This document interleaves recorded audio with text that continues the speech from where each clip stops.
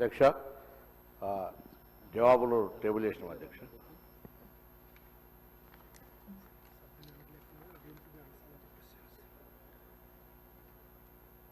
శ్రీ కాటేపల్లి వెంకటరమణారెడ్డి గారు.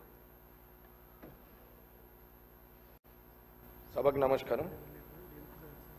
ఈ తెలంగాణ రాష్ట్రంలో ఇప్పటి వరకు ఎలక్ట్రిక్ వెహికల్స్ ఏవైతే అమ్మకాలు జరిగాయో అవన్నీ ఎన్ని వెహికల్స్ ఇప్పటి వరకు ఎలక్ట్రిక్ వెహికల్స్ వచ్చాయి, దాని మీద ఎటువంటి ఆలోచన ఈ ప్రభుత్వం చేసిందనే దాని మీద నేను సభకు ప్రశ్న పెట్టడం జరిగింది.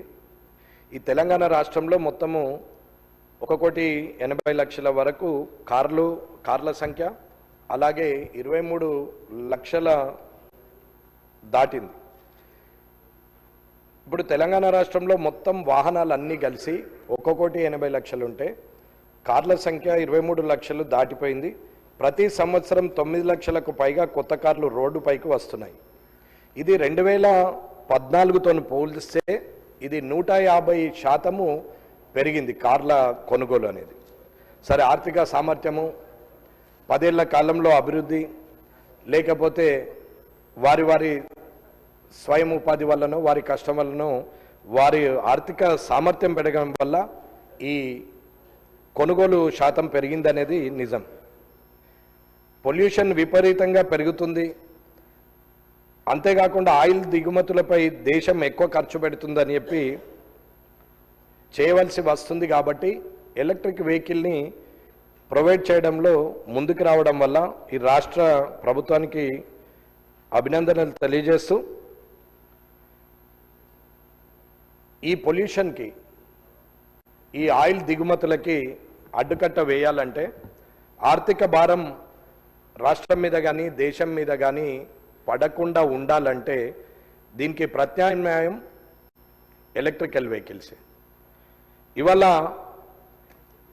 దేశంలో 2070 నాటికి పొల్యూషన్ అనేది ఉండకుండా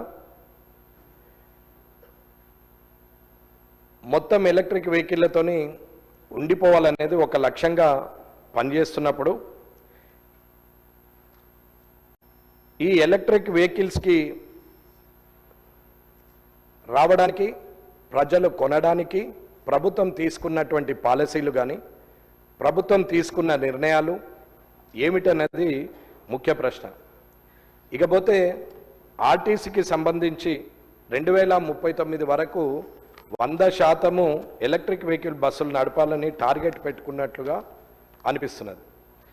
ఈ రాష్ట్ర ప్రభుత్వము అలాంటి ఆలోచన చేయడం అభినందనీయమే. అది నిజంగా చేరగలిగితే సంతోషమే. చేరేటట్లు అందరం కలిసి చేయాలనేది నా ఆలోచన.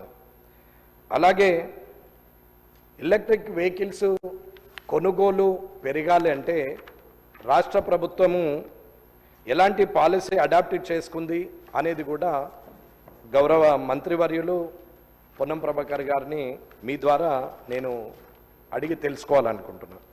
అలాగే ఉదాహరణకి ఇప్పుడు ఢిల్లీ ప్రభుత్వము ఎలక్ట్రిక్ వెహికల్స్ మీద ఇన్సెంటివ్స్ ఇస్తుంది. ఒక 2 వీలర్ వెహికల్కు ఒక 30,000 వరకు సుమారు. అలాగే 4 వీలర్ వెహికల్స్కి 1.5 లక్ష రూపాయలు ఇన్సెంటివ్ ఇచ్చే పరిస్థితిలో ఆలోచన చేసింది.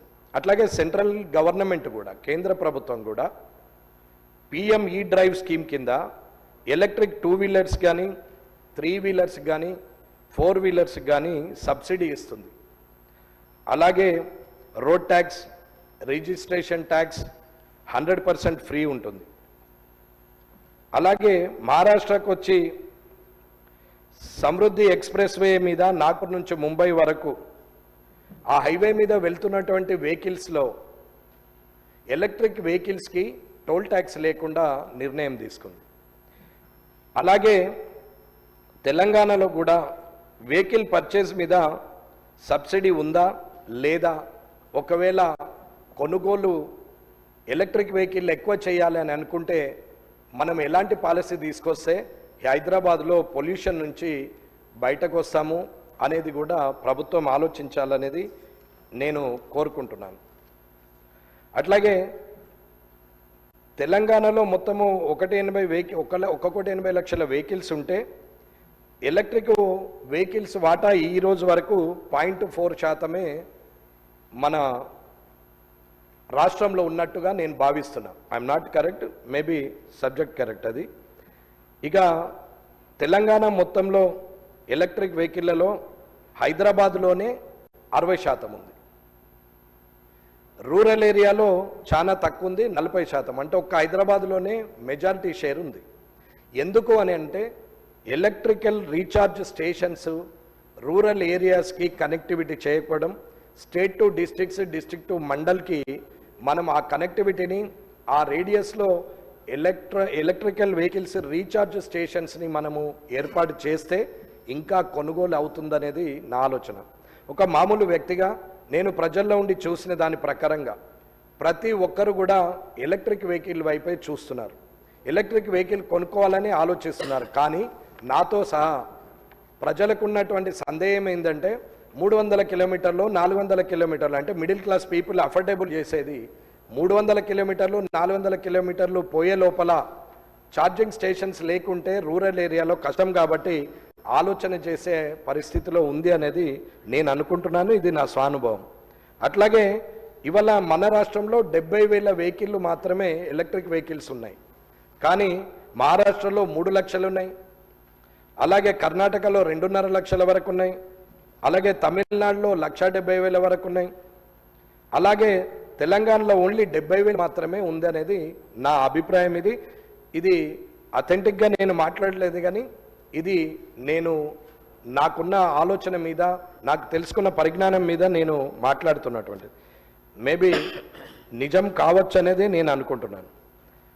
కారణము ఇవన్నీ మన దగ్గర 70,000 ఉండడం, మిగతా దగ్గరలా ఎక్కువ ఉండడానికి కారణం ఏంటంటే రీఛార్జ్ స్టేషన్లు అనేది ఒకటి, రెండవది ఇన్సెంటివ్స్ ఇవ్వాలి, మూడవది బ్యాంకులు కొన్ని ఎలక్ట్రిక్ వెహికల్లకు మేము ఇవ్వమనడము తెలుస్తుంది.